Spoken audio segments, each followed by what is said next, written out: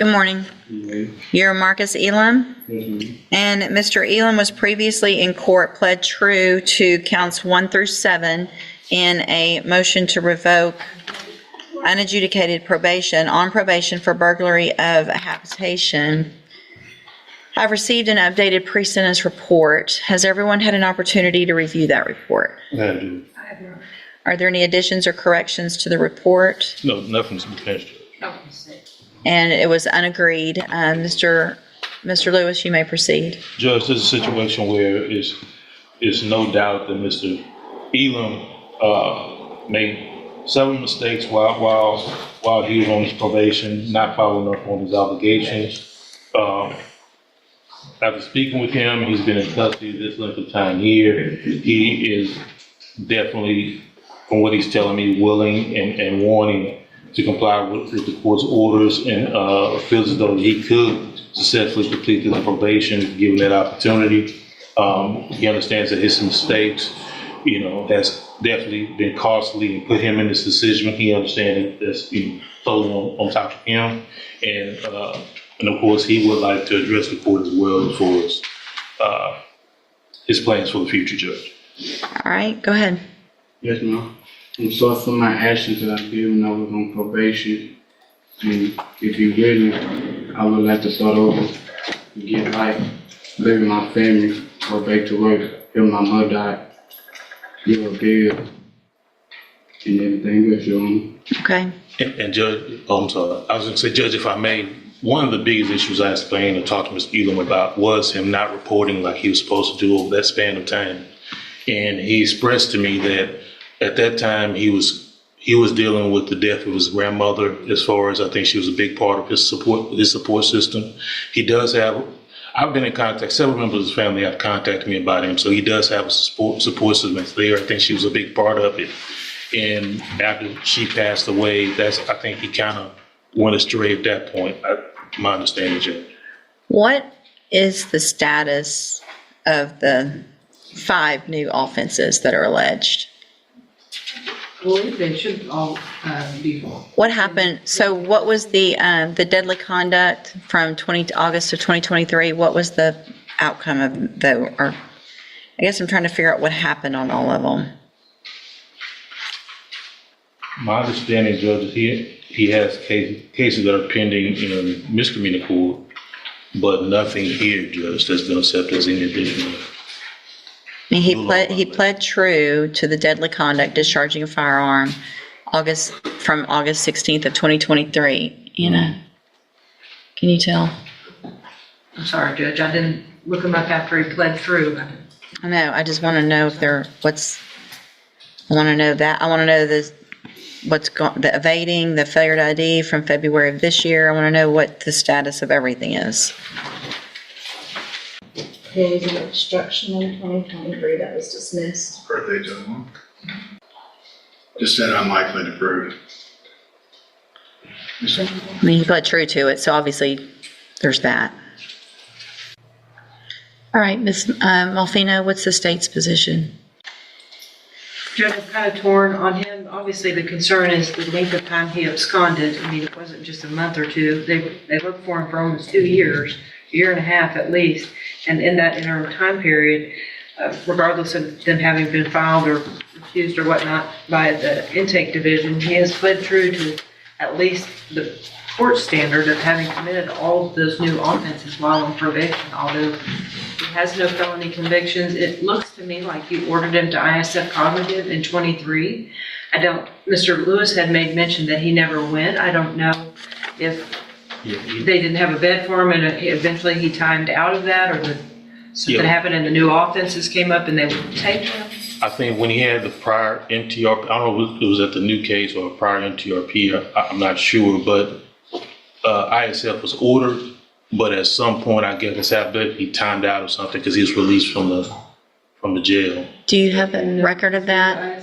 He hasn't been. He wasn't able to due to pending legal issues at the time, and he was ordered to complete moral recognition therapy in lieu of, but he never. So it was the new offenses that were holding him up. Correct. You get an opportunity to be on probation for a burglary of a habitation, and I want to really make sure I've got this right. So you get deferred probation for burglary of a habitation, second-degree felony. Here's where everything turns. The judge is laying out the timeline. A serious felony probation, followed by deadly conduct charges involving firearms, assault, evading arrest, and nearly 2 years of absconding. In legal terms, this is a pattern, not a one-off mistake.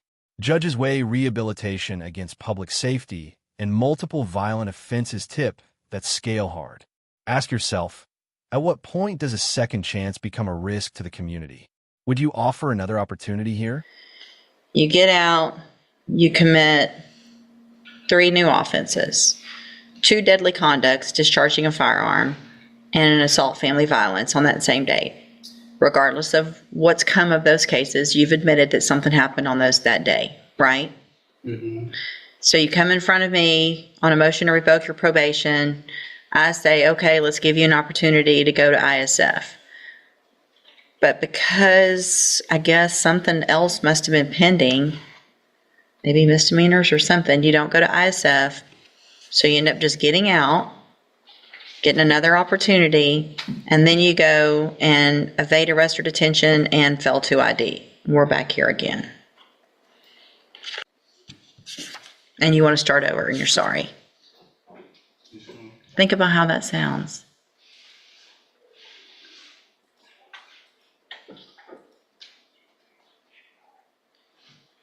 And you just quit going for 2 years, a year and a half, year and 7 months. You just think you were going to get to be out and we were going to forget about you? You know, I mean, how old are you now? 23. 23. You started this when you were 19. Feel like you're not taking advantage and you're not growing up and making better decisions. And I think Ms. Isaac tried to work with him when he would show up to work with her, so, I mean, I don't object to revocation, judges, and any opportunity that we give him. I mean, I don't know that it makes sense for me to do anything else. And it's just so frustrating, honestly, for me, for the young people to keep coming in here with offenses that have to do with shooting.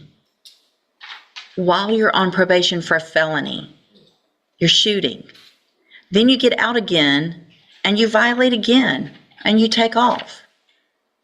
So I can't give you a 4th shot. That you've had your shots.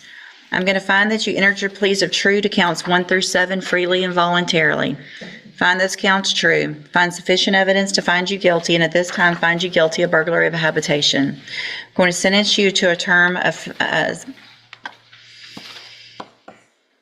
6 years in the institutional division of the Texas Department of Corrections.